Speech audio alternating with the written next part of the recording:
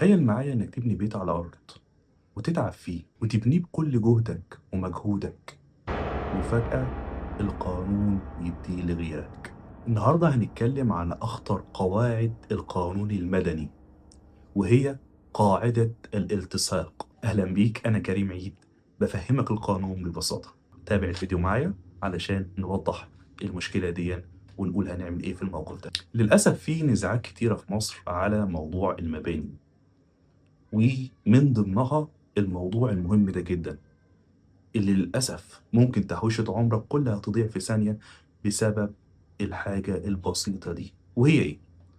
أنت تروح تشتري الأرض وتعمل عقد عرفي جايبه من المكتبة بدون ما تستشير المحامي بتاعك، وبدون ما يكون مكتوب عندي المحامي الخاص بيك، وللأسف بتحط كل فلوسك في الأرض دي، وتتفاجأ بعد كده إن الأرض واللي عليها ما يخصكش، ويظهر لك حد يقول لك الارض دي بتاعتي انا مسجلها. فتظهر لك المشكله الكبيره ان انت امام شخص قانونا دي ملكه فعلا، وانت في القانون للاسف دي الارض ما تخصكش، لان القانون واضح وقال لك ان العقارات لا تنتقل الا بالتسجيل. في المشكله بتاعت النهارده هنحلها ازاي؟ وايه هي الحلول العمليه اللي القانون رسمها واللي بناء عليه هنتحرك ونحل المشكله دي، علشان شقى عمرك وشقى حياتك للاسف ما يضيعش على الفاضي. احنا هنقسم الموضوع ده لشقين. الشق الاول ان انت حسن النيه، يعني بمعنى انك انت مش عارف ان فعلا الارض دي خاصه بحد تاني وملك لحد تاني. والشق التاني وهو انك سيء النيه. القانون المدني وضح الموضوع دون وقال إن الأرض وما عليها يفترض أنها لصاحب الأرض، وده في المادة 922 من القانون المدني. ونيجي للافتراض الأول. الافتراض الأول هو إنك أنت سيء النية. في الحالة دي القانون بيعاملك إزاي؟ طب يعني إيه سيء النية؟ سيء النية إنك أنت بنيت على الأرض وأنت عارف إن هي مش ملكك، على افتراض إن هي بالحيازة هتبقى ملكك، ولكن القانون هنا جاء بوضع صارم للأشخاص دول. فيحق لصاحب الأرض في هذه الحالة إن هو يزيل البنى اللي على الأرض الخاصة بيه، وعلى نفقتك أنت، على نفقة الباني سيء النية. وكمان يحق إن هو يطلب تعويض من الباني سيء النية.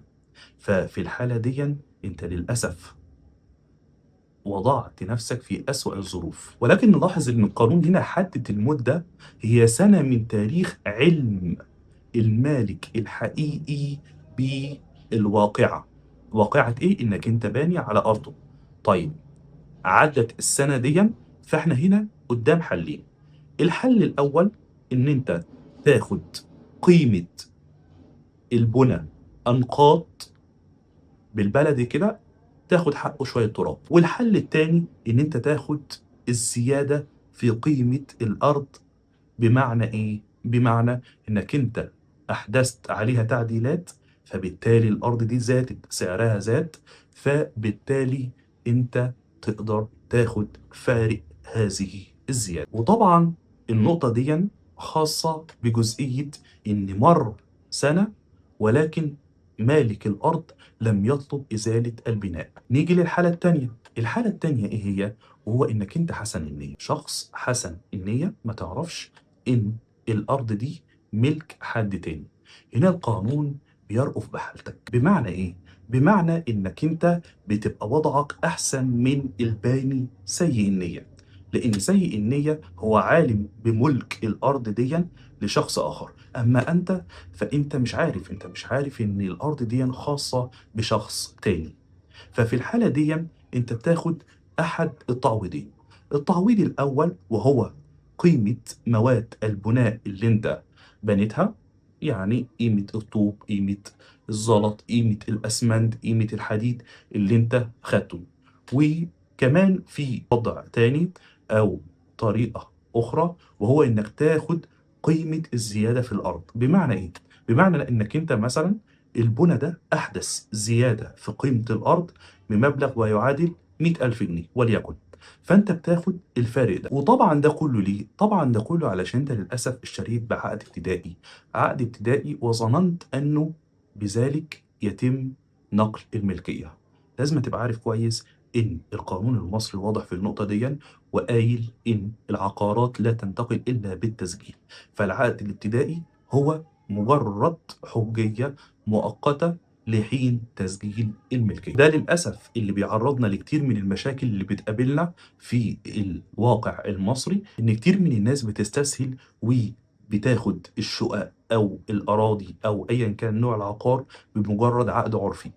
طبعًا لازمًا نتّبع إجراءات نقل الملكية، لإن أنت بتحافظ بكده على حقوقك وعلى ملكيتك قدّام المشتري وأمام الغير. فلو أنت وقعت في المشكلة ديًّا قُل لي في التعليقات إيه هي المشكلة، أو تواصل معي على الرقم اللي هيظهر على الشاشة، وعرّفني إيه مشكلتك علشان نحلّها. وكمان في اقتراحات تانية وفي حلول أخرى إن شاء الله هنحلّها مع بعض. كان معكم كريم عيد، وقُل لي لو حابب أشرح موضوع معيّن في الحلقة القادمة، قُل لي إيه هو في التعليقات، وإن شاء الله هنوضّحه ونبسّطه زي ما بنوضّح القانون ببساطة.